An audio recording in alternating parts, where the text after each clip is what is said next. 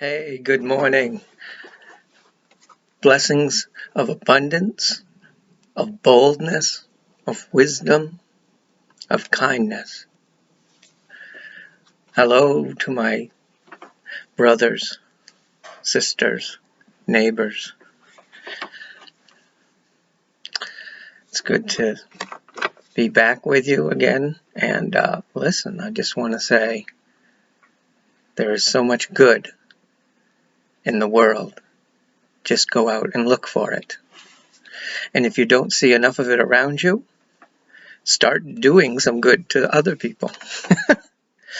And so, anyway, you know, most people on earth, most societies and groups of people, they honor their elders. And that was starting to slip a little bit in the United States of America. You see it by different nicknames, by the subdividing terms of, the mass media, so-called mainstream media, who are so out of the mainstream. Anyway, that's just how the double talk works, double speak. And the terms that they use, like this generation, that generation, it's foolishness. It's absurd. It's made up. It's not real. Like, where do you cut a generation from another generation? Oh, let's pick a number out of a hat every 20 years. What? It's ridiculous. It's just a way to divide people more. And most people on earth honor their elders, as I already said, but it's worth saying it again. If you really take the time and hang around people, I mean, it's that are either younger than you or older than you. You can learn a lot. And even people your own age are so different. I mean, to try to say, everyone my age is this and that generation does X, Y, and Z, but the next generation does A, B, and C, it's divisive. It's garbage. Get it out of your brain. Just start realizing that there's differences in all of us, and there's similarities in all of us. I mean, come on. It is a great wisdom to recognize the knowledge and you hold the collective wisdom high. Honor it, in other words, experienced by those who've been here longer than us. Respect your elders. I remember my mom used to say, listen to your mother. And she always seemed to know when I was lying, whenever something was wrong. She knew when I needed love, hugs, teaching. And she knew when I was full of beans and I needed to be brought back down to earth a little bit. Or I think maybe some people would say knock down a peg. But, you need to do that. She had 3 boys and then a 4th boy running around, sweet and innocent kids. No. No. After about 8 or 9 years, you can't get away with that term anymore. They're not so innocent and full of mischief. And sometimes, we look towards elders anyway. Look towards your elders, respect your elders, hang out with your elders, help them. They aren't always quick to admit that they need your help. And I was lucky enough to have 2 wonderful grandparents. My Nana and Grandpa were almost like my parents. My mother died when I was 24, and I had just moved up to Maine when I was 19. I moved up to Maine, and lived on my own. But my Nana and Grampy, they still lived up in Maine. My family had moved down to Pennsylvania when I was in 5th or 6th grade. I was the only one who came back to Maine. I always said I was going to. I have a connection somehow. Anyway, so my grandparents were very nurturing, very funny. I told my grandfather once, you know, Grampy, you're my hero. This really embarrassed him quite a bit. He laughed. He had a great, I describe it almost like a Santa Claus laugh. But he was just so full of life and a little bit of mischief, which I think is a great combination. And he just said, oh, Andrew, you need to find better heroes. But you know what? It did him good to hear it, too. And it was the truth. I said, in this world where a lot of people make heroes out of zeros, it's great to have somebody that you can really look up to. And the stories he would tell, and the way he could tell them. And my grandmother, we called Nana, she was like the yin to his yang, or whatever, the balancing. She was polite, quiet. She had her own wisdom, which came out in her own way. He was more on the boisterous side, and they just made a great team. You know, she'd finish his sentences for him. She had heard his stories more than I did. And anyway, so I was lucky. But if you don't have grandparents like that, you know, when I worked at a nursing home once, and a lot of times in restaurants, I was a chef, a cook, you know, and if I was teaching the younger people or the new people about cooking, I'd say, well, don't ever send anything out. This was in a nursing home especially, but you know, it's true in any place. Don't send any food out. Don't send any plate out with something on it that you wouldn't give to your grandmother. And most of the time, that hit home for people. You know, you don't want to serve something that you wouldn't serve to your own grandmother. Well, one time, this kid, who was sort of a wise guy anyway, he said, well, I hate my grandmother. I'm like, what? I never even imagined such a thing could exist. But of course, see how blessed I was with great grandmother and father. So I kind of took a few steps away from him and said, well, do you understand what I'm trying to say? Pretend you loved your grandmother. You wouldn't give her like an old rotten tomato on her sandwich.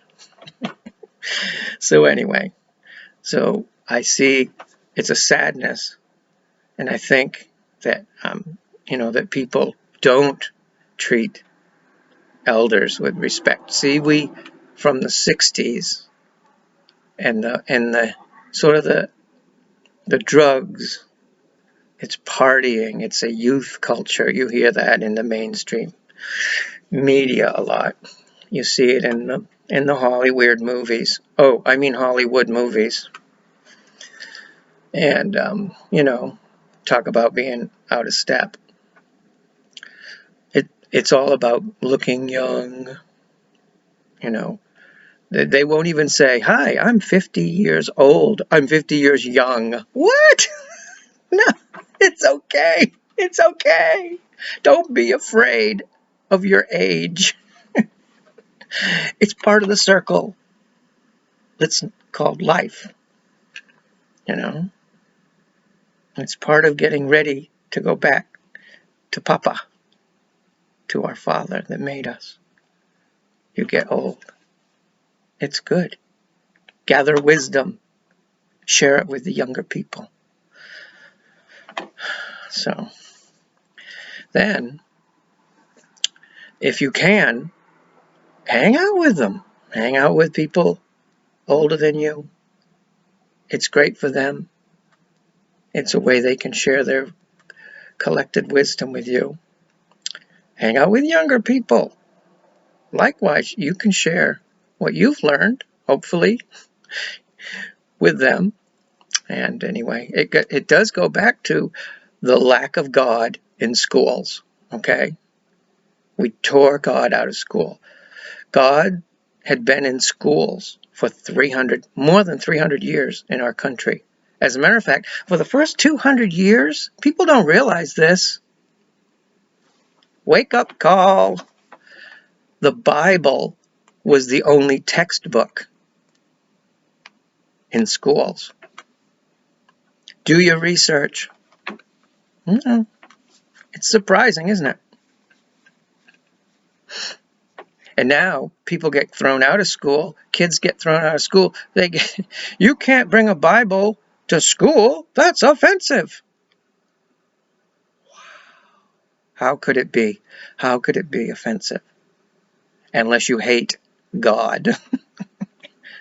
And that's your problem. You know, we should be free. We are free. You know, this isn't just some kind of law that our ancestors passed. It's a God-given right that we have the right to worship God. And God has the right to be in the public square, which includes our schools. So think of our country or any society sort of like the pendulum on a clock. It's swinging one way, it's swinging the other. It doesn't stop. It's swinging one way, it's swinging the other. And it's time to get God back into school. Not teach a certain religion in a school, unless it's a religious school, you know, and people should be able to send their children to a religious school if they want to. We raise our children the way we wish to raise them. We teach them what our ancestors taught us, or what we hold dear. That's freedom. But God should be back in the school. The 10 Commandments. Look, if everyone just followed the 10 Commandments, just the 10 Commandments, think about how better the world would be. If they did, if we all just had that, you know, and there's even better instructions where those came from. But think about it. No one would be stealing stuff from each other. No one would be getting angry and being jealous of people who have more than them. No one would murder anybody. I mean, come on. This is just common sense stuff. But it's really hard to get the whole society to follow it, too. And how about honor your mother and father, so that you will have a law. You will have a long life in the land, something like that. You know, as a society, if we honor our mother and father, look, some of them are crappy. Okay. It doesn't say you gotta hang out with them. You gotta praise ones that abused you. It just says to honor them. It doesn't say you gotta hang out with them all day long. But that implies to me that you shouldn't talk bad about the ones, even the ones that weren't perfect, because who is perfect, you know? Maybe if you are a little more loving and patient with them, you can understand some of the things they were going through. But you don't live in the past anyway. So honor them. Part of the 10 Commandments. That there, also, if you break those 10 commandments, you end up going to jail. And before you go to jail, you go in the courtrooms. So the 10 commandments should be hanging in the courtroom. People are having a big hissy fit. That's because the God haters have been running our country for a while, or a big chunk of it. That's going to change. That's part of that pendulum.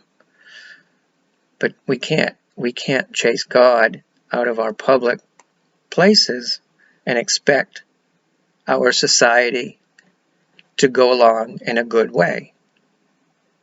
God keeps our ship turned up and going straight. Otherwise, if you don't have that, you'll go every which way, which we're seeing a lot now. Like nothing means anything. That's what they're trying to say. Oh, postmodern. Really? That's ridiculous. A postmodern system means that nothing means anything. I mean, who comes up with this ridiculous stuff? Karl Marx. Talk about ridiculous stuff. Anyway, I don't want to get too squirreled out on that one this time. I'll save that one for another one. But just had somebody tell me, Marxism's good. Really? Do some more research. It's the most ridiculous system that was ever started.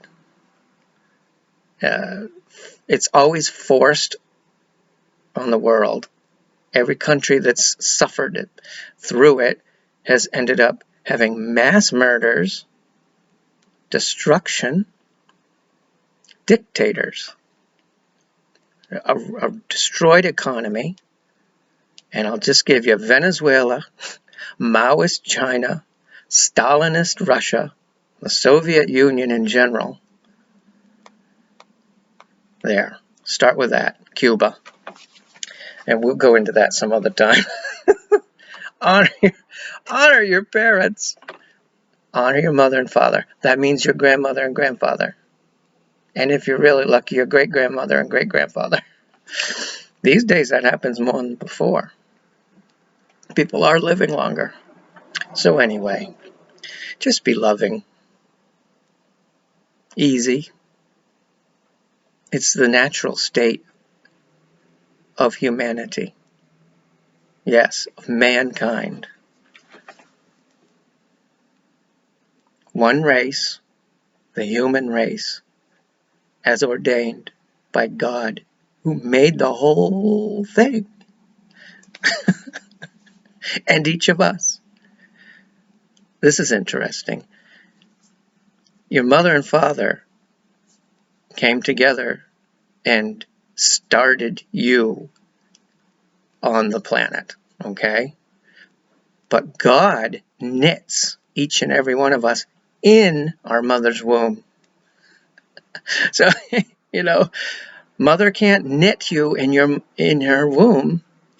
Dad can't knit you in your mother's womb. Only that dad does it. Who I call Papa. He loves that. So that you may live long in this world. Otherwise, if you disrespect your parents, your children are going to disrespect you. Society will unravel, and we'll have riots in the streets where people punch little old ladies just because they're like a different amount of melanin in their skin. That's ridiculous. And then laugh, and other people laugh. Or somebody walks up and shoots a police officer who's just sitting in his car or her car in the head, and then someone else sees it and they're laughing. That's evil. It's just evil. We can do better than that. There's always going to be evil. But the idea is to keep it on a leash. The Ten Commandments do that. Laws do that. God does that. Having Holy Spirit in your heart does that. Loving your neighbor as God has loved you does that. We twist these things all around. It takes research. It takes prayer and meditation and love. And we're going to do that. Because, folks, what's coming for us is beautiful, amazing times. And we can't stop it. We can't stop the beautifulness, the wonder, the love that God has for us, even if we run away from it. It's coming. Don't stick your head in the sand. Go and if you hear something that makes you go, huh? Do a little research. Don't just go, I won't listen, blah, blah, blah, blah. That's immature. Okay, that's probably good enough. So, have a great rest of your day. Meditate, pray, give thanks, enjoy. Enjoy. We are made to be filled with light and love and great joy. Until next time, enjoy.